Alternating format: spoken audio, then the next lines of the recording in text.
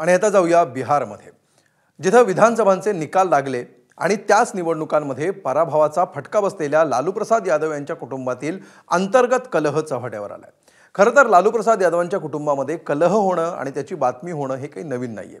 मग प्रश्न असा आहे की आजच्या वादामध्ये नवं काय आणि आता सुरू झालेला हा कुटुंब कलह तेजस्वी यादवांसाठी विधानसभेतील पराभवापेक्षा जास्त चिंता वाढवणारा का ठरू शकतो। त्यासाठी पाहूया लालू प्रसाद यादवांच्या कुटुंबातल्या यादवीचा मागोवा घेणारा हा खास रिपोर्ट।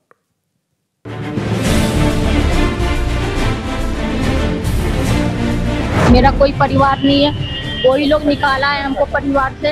हमारी बहन का जो अपमान करेगा कृष्ण का सुदर्शन चक्र चलेगा। संजय रमीज तेजस्वी यादव से पूछिए।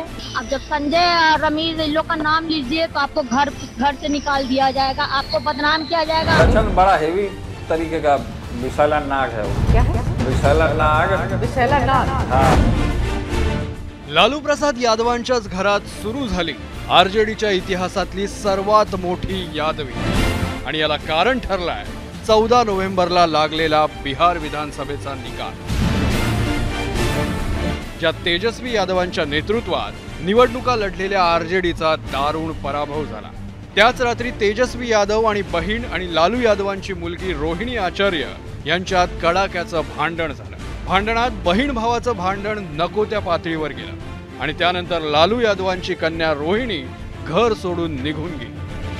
संजय रमीज तेजस्वी यादव से पूछिए। मेरा कोई परिवार नहीं है, कोई लोग निकाला है हमको परिवार से, क्योंकि रिस्पॉन्सिबिलिटी लेना नहीं है उनको। पूरा दुनिया बोल रहा है जो चाणक्य बनेगा तो चाणक्य से आप सवाल पूछिएगा। जब कार्यकर्ता चाणक्य से सवाल कर रहा है, पूरा देश दुनिया सवाल कर रहा है कि पार्टी का ये ऐसा हाल क्यों हुआ। अब जब संजय रमीज इन लोग का नाम लीजिए तो आपको घर से निकाल दिया जाएगा, आपको बदनाम किया जाएगा, आपको गाली दिलवाया जाएगा, आपके ऊपर चप्पल उठा करके मारा जाएगा। आता इतक्या मोठ्या पराभवानंतर अवघ्या काही तासांमध्ये लालू यादवांच्या मुलीनं केलेले हे दावे आणि आरोप देशासाठी आणि बिहारच्या राजकारणासाठी काही नवीन नाहीये।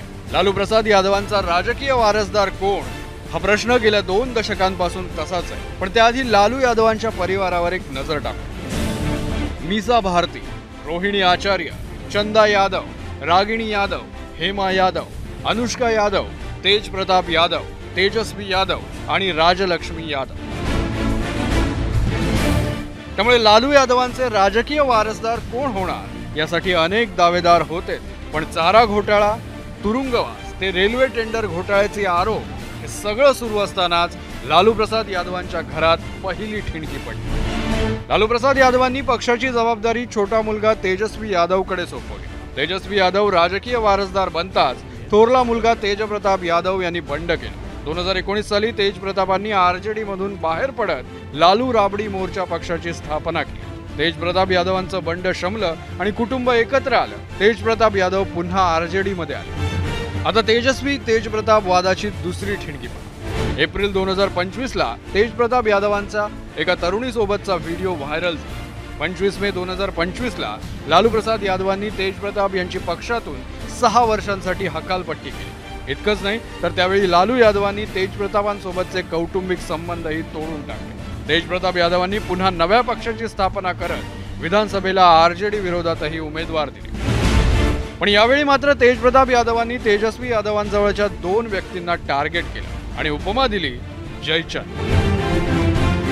उत्तरेत कुणाला गद्दार म्हणायचं असेल तर जयचंद अशी उपमा देतात। त्याची एक मोठी ऐतिहासिक कहाणी आहे। पण हेच 2 लालू यादवांचं घर फोडतायत असा आरोप केला आणि आज 4 महिन्यानंतर रोहिणी आचार्य यांनीही त्याच 2 व्यक्तींवर जोरदार आरोप करत तेजस्वी यादवांना सुनावलंय। मग प्रश्न असा आहे की हे 2 नेते कोण आहेत?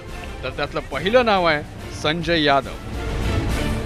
तेजस्वी यादवांचे राजकीय सल्लागार, आरजेडी कडूनच राज्यसभेचे खासदार झालेले आणि आरजेडीच्या निवडणुकीत धोरणांचे प्रमुख, निवडणूक रणनीतिकार म्हणूनही त्यांची ओळख आहे। मूळचे हरियाणाच्या महेंद्रगड मधील ते रहिवासी आहेत, तर खासगी कंपनीत नोकरी केल्यानंतर ते राजकारणात आले। अखिलेश यादवांसाठी त्यांनी निवडणूक रणनीती आखली होती। आणि यातलं दुसरं नाव आहे रमीज नेमत।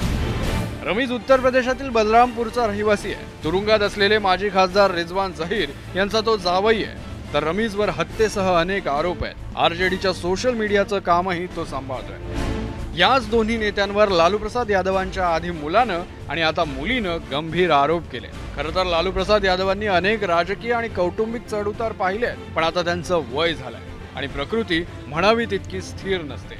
म्हणूनच तेजस्वी यादवांची जबाबदारी आणखी वाढली आहे। त्यामुळे बिहार निवडणुकांच्या पराभवापेक्षाही कौटुंबिक कलहाचं चिंतन करणं हेच तेजस्वी समोरचं मोठं आव्हान असेल।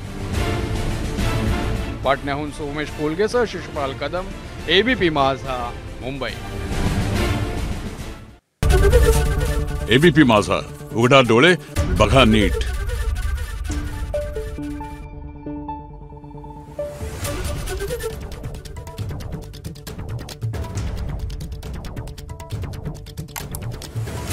Thank you.